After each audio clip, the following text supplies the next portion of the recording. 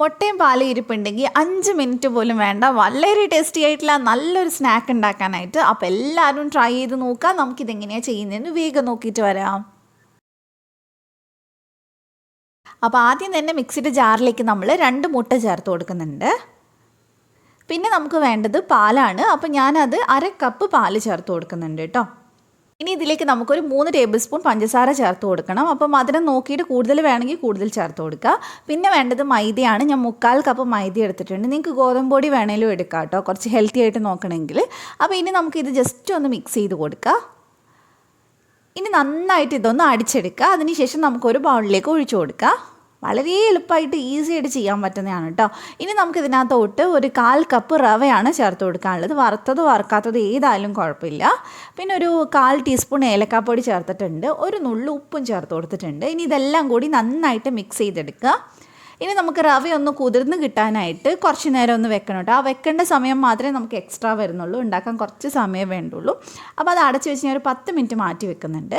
അതിനുശേഷം ഇത് കുറച്ച് കട്ടിയായി വന്നിട്ടുണ്ട്. ഈ ഒരു പരുവത്തിൽ വേണം ഇരിക്കാനായിട്ട്. അഥവാ കുറച്ച് ലൂസാണെങ്കിൽ മൈദ കുറച്ചും കൂടെ ചേർത്ത് കൊടുത്താൽ മതി. ഇനി നമ്മൾ ഇത് ഉണ്ടാക്കാൻ പോകുന്നത് ഇതുപോലൊരു കാസ്റ്റ് അയണിൻ്റെ ഉണ്ണിയപ്പ ചട്ടിയിലാണ് കേട്ടോ. ഇത് ഇൻഡ്യൂസ് വാലി എന്ന് പറഞ്ഞിട്ടുള്ള ഹെൽത്തി കുക്ക്വെയർ ബ്രാൻഡിൻ്റെ ഒരു കാസ്റ്റ് അയണാണിത്. ഇത് കാസ്റ്റ് അയൺ ആയതുകൊണ്ട് തന്നെ വളരെ ഹെൽത്തിയാണ് ഇതിൽ കുക്ക് ചെയ്യുന്നത്. അതുപോലെ തന്നെ നമുക്കിത് ഇൻഡക്ഷനിലും ഗ്യാസിലും ഒക്കെ യൂസ് ചെയ്യാൻ പറ്റും. അതുപോലെ തന്നെ ഓൾറെഡി പ്രീ സീസൺഡ് ആയിട്ട് വരുന്നതാണ്. അപ്പോൾ നിങ്ങൾക്ക് ഇത് വാങ്ങാൻ താല്പര്യമുണ്ടെങ്കിൽ ഞാനതിൻ്റെ ലിങ്ക് ഡിസ്ക്രിപ്ഷനിൽ കൊടുക്കുന്നുണ്ട്. അതുപോലെ തന്നെ ഇവിടെ കാണിച്ചിട്ടുള്ള കൂപ്പൺ കോഡ് യൂസ് ചെയ്യുകയാണെങ്കിൽ എക്സ്ട്രാ 12% ഡിസ്കൗണ്ടും കിട്ടും. അപ്പോൾ ഇനി ഇത് ചെയ്തെടുക്കാനായിട്ട് ഞാൻ ഇതിലേക്ക് കുറച്ച് വെളിച്ചെണ്ണ ഒഴിച്ചിട്ടുണ്ട്. കുഴി നിറയെ വെളിച്ചെണ്ണ ഒഴിച്ചിട്ടുണ്ട് കേട്ടോ. അത് നന്നായിട്ട് ചൂടാവുമ്പോൾ നമുക്ക് ഇതിനകത്തോട്ട് മാവ് ഒഴിച്ചു കൊടുക്കുക. നമ്മൾ ഉണ്ടാക്കി വെച്ചിട്ടില്ല. അപ്പോൾ ഒരു ഗ്ലാസ്സിൽ വെച്ച് ഒഴിക്കുകയാണെങ്കിൽ കുറച്ചുകൂടി എളുപ്പമാണ്. പിന്നെ നമ്മളിത് മുട്ട വെച്ച് ചെയ്തുകൊണ്ട് തന്നെ ഇതിങ്ങനെ ചെറുതായിട്ട് ഇങ്ങനെ പതഞ്ഞ് വരും വെള്ള കളറിൽ. അത് കുഴപ്പമൊന്നുമില്ല. അപ്പോൾ നമ്മൾ എല്ലാ കുഴിയിലേക്കും മാവ് ഒഴിച്ചു കൊടുക്കുക. എന്നിട്ട് ഫ്ലെയിം ഒന്ന് ഒരു ലോ ടു മീഡിയം ഫ്ലെയിമിലോട്ട് മാറ്റുക കേട്ടോ. എന്നിട്ട് വേണം കുക്ക് ചെയ്തെടുക്കാനായിട്ട്. എന്നാലും ഉള്ളൊക്കെ നന്നായിട്ട് വെന്ത് കിട്ടുള്ളൂ. അപ്പോൾ അപ്പം നമ്മൾ ഒഴിക്കുമ്പോൾ തന്നെ അതങ്ങോട്ട് പൊങ്ങി വരും. മുട്ടയൊക്കെ അല്ലേ ചേർത്തിട്ടുള്ളത്, അതുകൊണ്ട് പെട്ടെന്ന് തന്നെ പൊങ്ങി വരും. അപ്പോൾ നിങ്ങൾ കുറച്ചൊന്ന് തിരിച്ച് മറിച്ച് വിട്ടിട്ട് നല്ലൊരു കളറാവുന്നത് വരെ ഒന്ന് ഫ്രൈ ചെയ്തെടുത്താൽ മതി. അഥവാ ഉണ്ണിയപ്പം ചട്ടി ഇല്ലെങ്കിൽ നിങ്ങൾക്ക് സാധാ പാനിലും കോരി ഒഴിച്ചിട്ട് ഇത് ഉണ്ടാക്കിയെടുക്കാം കേട്ടോ. അപ്പോൾ ഞാനിത് തിരിച്ചു മറിച്ച് ഇട്ട് കൊടുക്കുന്നുണ്ട്.